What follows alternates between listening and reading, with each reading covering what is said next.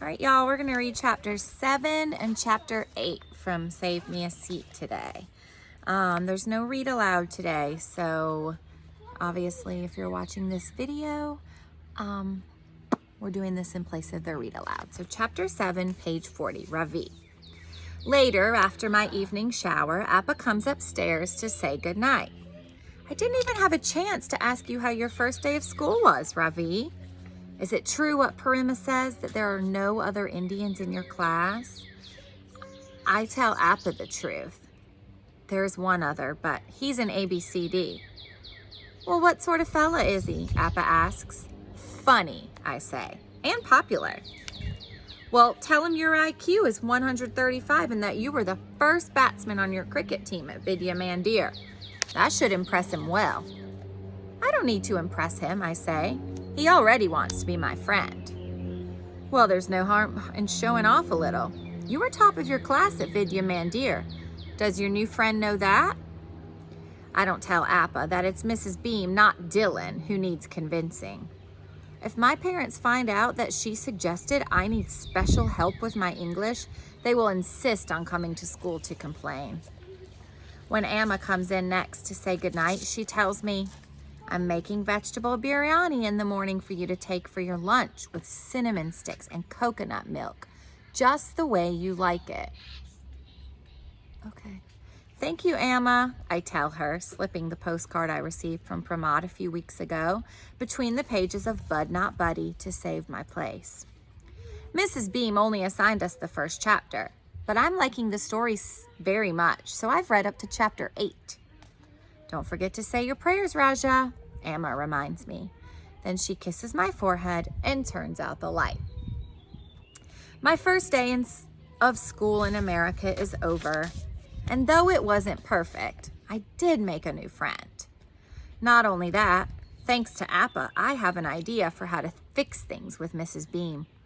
She told us that in the morning we will be starting with math, and that is going to change everything.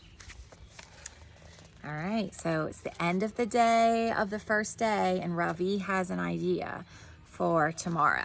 So let's see what's going on with Joe, chapter 8. At 5 o'clock, Mom comes upstairs to tell me that dinner is almost ready. I made a meatloaf, she says. The recipe is from Bon Appetit, so it ought to be pretty good. My mom is a great cook, and even though I don't want to eat dinner with her, I'm so hungry now, I'm actually seeing stars. The phone rings and Mom goes to answer it. I hope it isn't Dad checking in from the road. The last thing I need is for him to get involved in this whole thing between Mom and me. He'd probably just say what he always says. Man up, Joe. The whole house smells like meatloaf. I try to ignore it, but I don't have the willpower to pass it up. I pick up my fork and start eating my dinner as fast as humanly possible. If I make sure my mouth is always full, Mom can't expect me to say anything to her. As soon as my plate is clean, I head up to my room to read Bud Not Buddy. Mrs. Beam told us to read the first chapter, but it was only 8 pages long, so I decided to keep going. I'm a pretty decent reader when I'm not distracted. Plus, the story is good. It's about this orphan kid named Bud Caldwell, and there's something about the way he talks that cracks me up. Like instead of saying, all of a sudden, he says, whoop, zoop, sloop. I just love the way that sounds. Whoop, zoop, sloop. When Mrs. Beam wrote the assignment on the whiteboard, Dylan turned around in his seat and made a joke, calling it Pud, not Putty. Mrs. Beam didn't hear it, but Lucy Mulligan did, and she laughed so hard she almost fell out of her chair.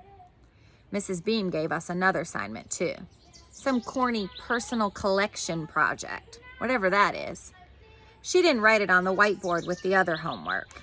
Instead, she just told us about it, which means now I can't remember anything she said. I tried to take notes, but she was talking really fast. And then they started mowing the grass under the windows. So the only thing I know is that the project is due on Friday. I wonder if Miss Frost forgot to talk to Mrs. Beam about me. I hear my mom coming up the stairs, so I quickly stash the book under my pillow, roll over on my side, and close my eyes. She knocks a couple of times, and then she opens the door. A crack. Joe, she whispers. Honey, are you awake? Mia is curled up on the bed beside me, and when she sees my mom, she starts wagging her tail, thumping it against my leg like crazy. I lie there like a rock, but I guess Mom can tell I'm not really asleep. It won't happen again, Joey. No kisses, I promise. When she told me she'd applied for the job, I told her I thought it was a terrible idea.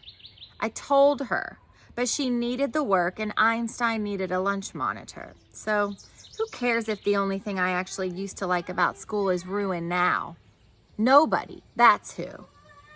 You won't even know I'm there, she tells me. Yeah, right, I say, and then pull the pillow over my head.